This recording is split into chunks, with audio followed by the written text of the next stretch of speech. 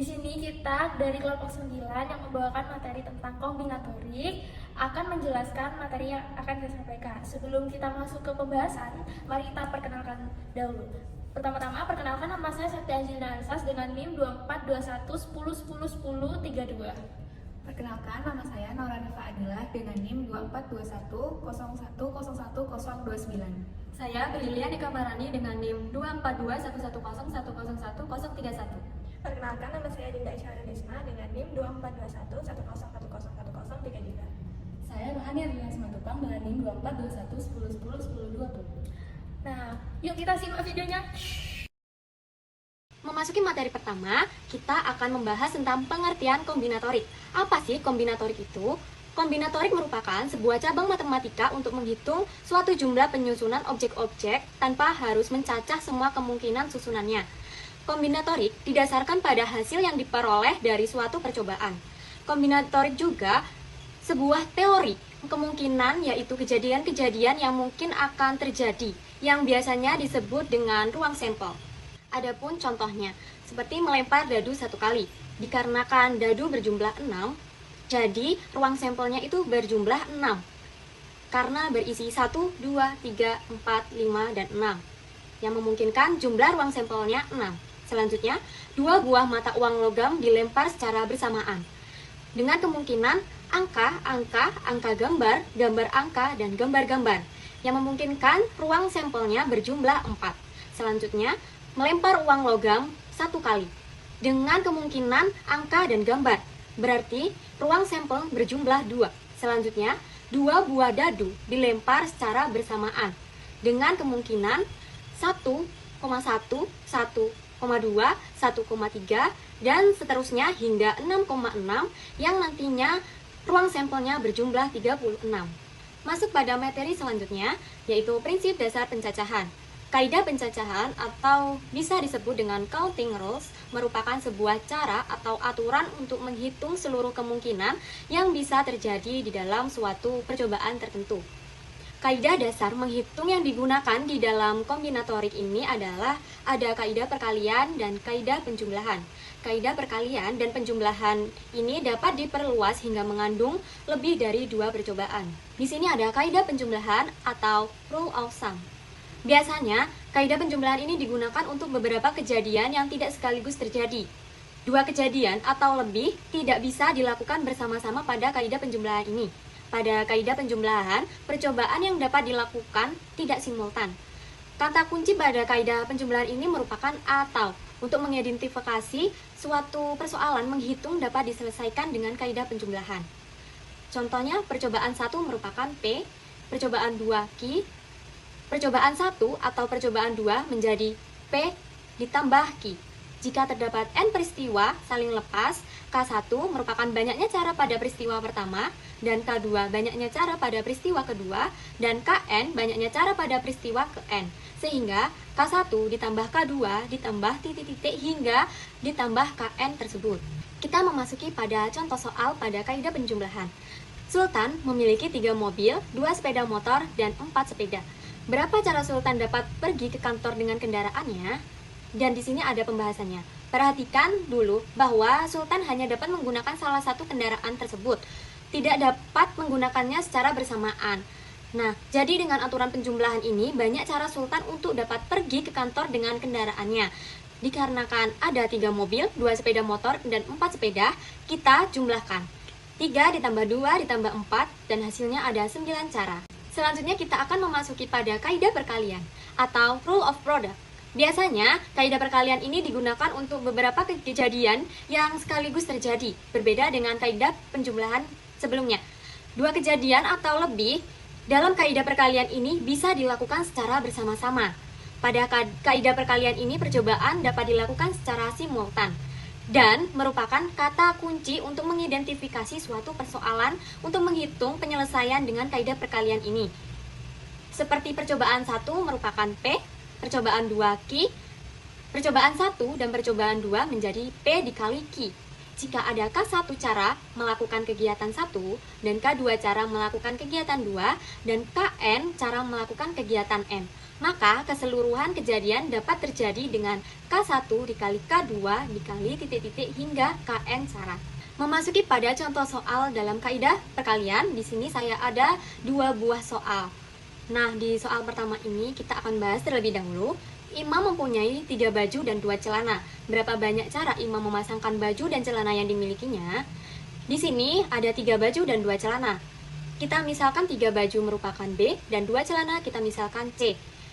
Dikarenakan bajunya ada 3, kita bagi B-nya menjadi 3, B1, B2, dan B3. Dan terdapat 2 celana, kita juga bagi C tersebut menjadi 2, menjadi C1 dan C2. Kita pasangkan B1 dengan C1 dan C2, yang ada kemungkinan menjadi B1, C1, dan B1, C2. Selanjutnya pun begitu, B2 kita pasangkan dengan C1 dan C2, menjadi kemungkinan B2, C1, dan B2, C2. Selanjutnya pun begitu, B3 kita pasangkan pada C1 dan C2, menjadi kemungkinan B3, C1, B3, C2. Di sini kita ada 6 cara pemasangan, atau tidak, dengan cara lain kita bisa menggunakan aturan perkalian secara langsung. Karena terdapat 3 baju dan 2 celana, kita kalikan secara langsung saja, dengan cara 3 dikali 2, dengan hasilnya 6. Jadi ada 6 pemasangan, 6 cara pemasangan dalam persoalan ini. Memasuki pada contoh soal kaidah perkalian yang kedua. Sebuah pesawat terbang dapat memilih jalur penerbangan dari Singapura ke Jakarta melalui 3 jalur, Jakarta ke Bali 4 jalur, dan Singapura ke Bali terdapat 2 jalur. Banyak pilihan jalur penerbangan yang dapat dipilih dari Singapura ke Bali melalui Jakarta ataupun secara langsung adalah, di sini kita ada sebuah gambar yang S merupakan simbol dari Singapura, J merupakan simbol dari Jakarta, dan yang B merupakan simbol dari Bali. Pada soal pertama, Singapura ke Jakarta melalui 3 jalur. Nah, pada gambar ini terdapat garis hitam S ke J, itu terdapat 3 jalur. Dan pada selanjutnya, Jakarta ke Bali 4 jalur. Pada garis berwarna biru, pada simbol J ke B, terdapat 4 jalur yang ditandai dengan garis berwarna biru. Selanjutnya, Singapura ke Bali terdapat 2 jalur. Pada simbol S ke B, di sini terdapat garis berwarna hijau yang menyimbolkan terdapat 2 jalur Singapura ke Bali. Nah, dari sini berapa banyak pilihan jalur penerbangan yang dapat dipilih dari Singapura ke Bali melalui Jakarta ataupun langsung? Selanjutnya, Singapura ke Bali melalui Jakarta ada 3 cara dan 4 cara yang ditandai oleh garis hitam dan biru. Kita dapat kalikan angka tersebut, 3 dikali 4 terdapat 12 cara. Dan Singapura ke Bali secara langsung kita tandai dengan garis berwarna hijau ini terdapat 2 cara. Jadi hasil dari perkalian Singapura ke Bali melalui Jakarta tadi terdapat 12 cara, dan Singapura ke Bali secara langsung terdapat 2 cara. Nah, setelah itu kita dapat jumlahkan dengan mendapatkan hasil 14 cara. Jadi banyak pilihan jalur penerbangan yang dapat dipilih dari Singapura ke Bali melalui Jakarta ataupun langsung, terdapat 14 cara. Nah, selanjutnya di sini saya akan menjelaskan tentang permutasi. Permutasi adalah pola pengambilan yang memperhatikan urutan. AB tidak sama dengan BA, atau bisa disebut memiliki aturan yang jelas. Jenis-jenis permutasi ada 5. Pertama, ada permutasi dari beberapa unsur yang berbeda. Kedua, ada permutasi dengan beberapa unsur yang sama. Yang ketiga, permutasi siklis. Yang keempat, permutasi berulang. Yang kelima, permutasi N unsur. Selanjutnya yang akan kita bahas pertama kali adalah permutasi dari beberapa unsur yang berbeda. Permutasi dari beberapa unsur yang berbeda adalah suatu susunan atau urutan dari sejumlah unsur, di mana urutan memiliki arti. Nah, permutasi ini memiliki rumus yaitu PNR sama dengan N faktorial per dalam kurung N min R faktorial.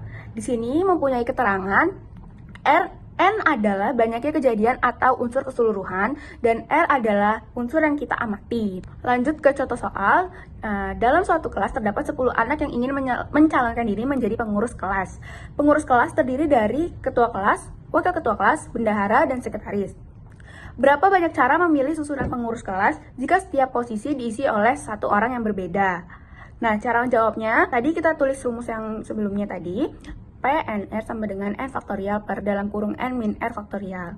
Nah, di sini N-nya kan 10 ya. Kenapa 10? Karena siswa yang ingin mencalonkan diri menjadi pengurus kelas itu ada 10 orang. Balik lagi ke yang sebelumnya, N itu adalah banyaknya kejadian atau unsur keseluruhan. Jadi di sini kita tulis N-nya 10 dan per N min R faktorial. Nah, di sini R-nya itu 4. Kenapa 4? Karena unsur yang akan kita amati itu ada 4, yaitu ketua kelas, wakil ketua kelas, sekretaris, dan bendahara. Nah, jadi 10 faktorial per 10 min 6 faktorial. Jadi dapat kita tulis 10 faktorial per 6 faktorial. Nah, dapat kita tulis 10 kali 9 kali 8 kali 7 kali 6. Kenapa kita stop kali 6 sampai 6? Karena sebenarnya bisa saja kita lanjutkan sampai 1. Tapi terlalu panjang karena kan di bawahnya itu kita akan menulis 6 kali 5 kali 4 kali 3 kali 2 kali 1. Nah, yang di bawah itu semua bisa dicoret dengan 6. Kenapa begitu? Karena sebenarnya sama saja. Kalau misalnya tadi kita tulis dari 10 sampai 1, itu kan dari 6 sampai 1 bisa kita coret. Nah, jadi kita coret, lalu tinggal kita kalikan 10 kali 9 kali 8 kali 7. Dan mendapatkan jawaban 5040 cara. Selanjutnya, yang kedua akan kita bahas adalah permutasi dengan beberapa unsur yang sama. Permutasi dengan beberapa unsur yang sama adalah permutasi yang memuat unsur dengan sifat sama atau identik. Permutasi ini memiliki rumus P sama dengan N faktorial per A faktorial, B faktorial, C faktorial. Dengan keterangan N adalah banyaknya kejadian atau unsur keseluruhan dan A, B, C adalah unsur yang sama. Nah, kita lanjut ke contoh soal. Tentukan banyak susunan huruf berbeda pada kata matematika. Nah, jadi kita pertama-tama harus mengetahui dulu di dalam huruf matematika itu ada huruf apa saja yang sama. Nah, di sini huruf matematika itu ada yang sama M, A, dan T. M ada 2, A ada 3, dan T ada 2. Caranya tadi kita tulis rumusnya P sama dengan N faktorial per A faktorial, B faktorial, C faktorial. Lalu kita tulis N-nya itu 10. Kenapa 10? Karena huruf matematika terdiri dari 10 huruf. Jadi kita tulis 10 faktorial per A itu kita anggap huruf M. Tadi M-nya ada 2, jadi kita tulis 2 kali 1. Dan jangan lupa di dalam kurung ya teman-teman. Yang B itu kita anggap A itu ada 3, jadi kita tulis 3 kali 2 kali 1. Dalam kurung juga. Dan yang ketiga itu T ada 2 huruf, jadi kita tulis 2 kali 1.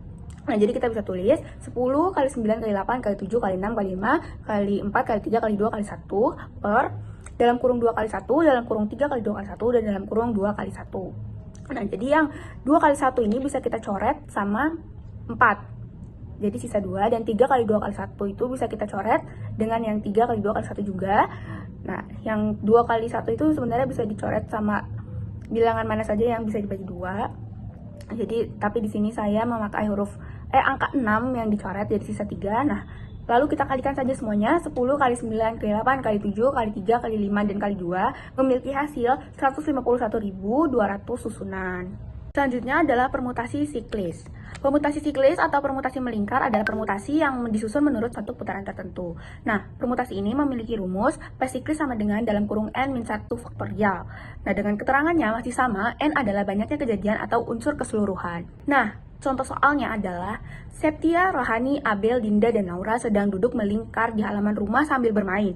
Ada beberapa susunan berbeda apabila anak-anak tersebut bertukar posisi duduk. Nah, gimana cara menjawabnya? Cara menjawabnya itu, tadi sebelumnya kita tulis rumusnya dulu, P siklis sama dengan dalam kurung N-1 faktorial. Nah, di sini N-nya itu 5. Kenapa 5? Karena ada 5 anak, Septia, Rohani, Abel, Dinda, dan Naura.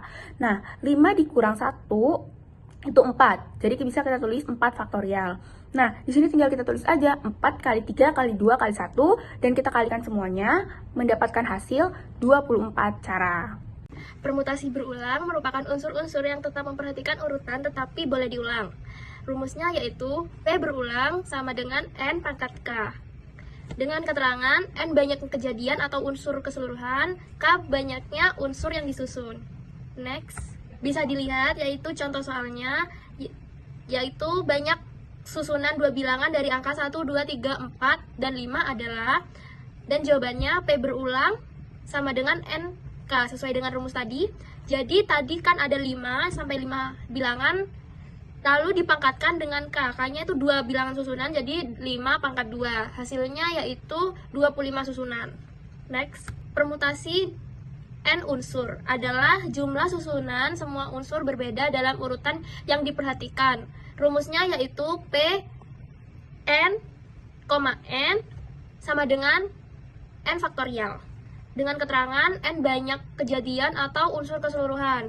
Contoh soalnya yaitu ada 6 jenis buku yang akan disusun di rak, berapa banyak cara untuk menyusun buku tersebut. Sesuai dengan rumus tadi kita tetapkan yaitu Pn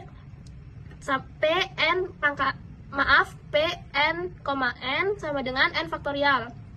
Nah, kan terdapat 6 buku. Jadi itu 6 buku itu difaktorialkan terlebih dahulu. Jadi 6 faktorial sama dengan 6 kali 5 kali 4 kali 3 kali 2 kali 1 untuk menghilangkan bilangan faktorial. Jadi itu dikalikan menjadi 720 cara.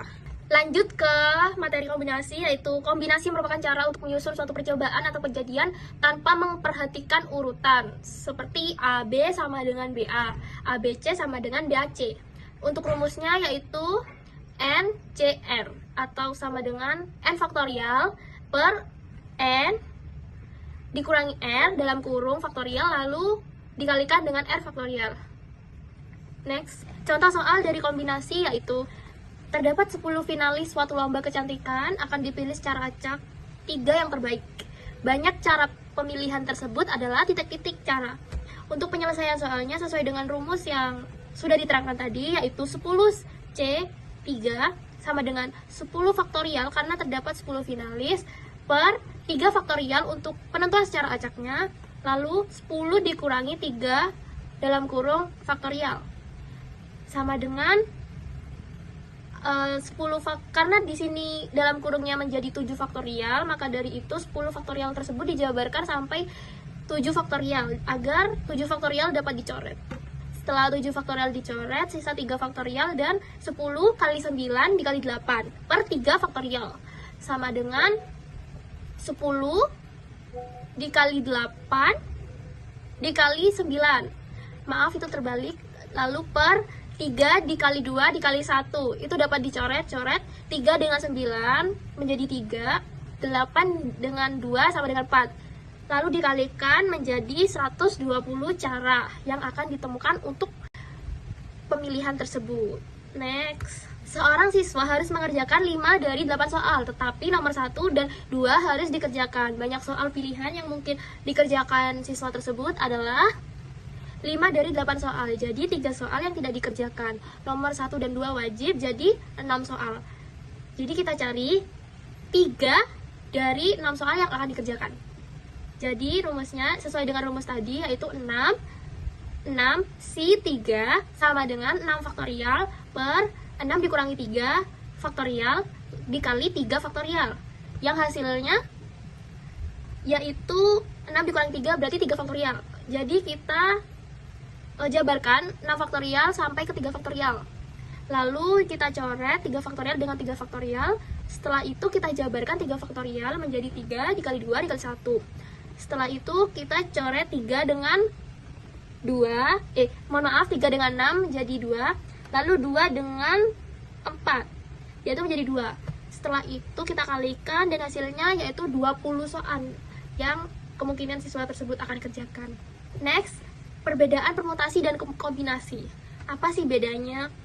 Bisa kita baca di sini, permutasian mengacu pada urutan. Kalau kombinasi itu mengacu pada pemilihan objek tanpa memperhatikan urutan. Jadi kalau permutasian itu urut sesuai objek yang dipilih dari suatu kelompok.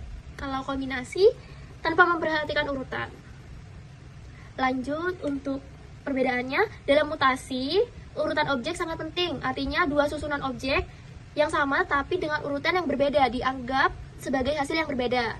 Jika dalam kombinasi, urutan objek tidak penting. Yang dihitung adalah beberapa banyak cara untuk memilih sejumlah objek dalam sekumpulan objek. Maksudnya di sini itu mutasi itu tidak mementing. Mutasi itu sangat mementingkan urutan, dan jika urutannya berbeda maka hasilnya berbeda. Jika dalam kombinasi itu tidak mementingkan urutan, tetapi banyak cara untuk memilih sejumlah objek dalam suatu objek tersebut. Lanjut, tiap posisi memiliki arti khusus. Dalam kombinasi, tiap posisi sama saja. Yang artiannya tuh di dalam mutasi ini, posisi itu memiliki arti yang sangat khusus, dan pada kombinasi tidak semua itu sama aja karena yang dicari itu caranya gitu. Jika dalam mutasi. Jika posisinya berbeda, maka hasilnya juga berbeda. Next, dipilih lalu diurutkan atau disusun. Dipilih saja tanpa diurutkan. Dalam permutasian itu dipilih terlebih dahulu lalu disusun. Jika dalam kombinasi itu dipilih saja tanpa diurutkan karena tidak terlalu mementingkan urutan.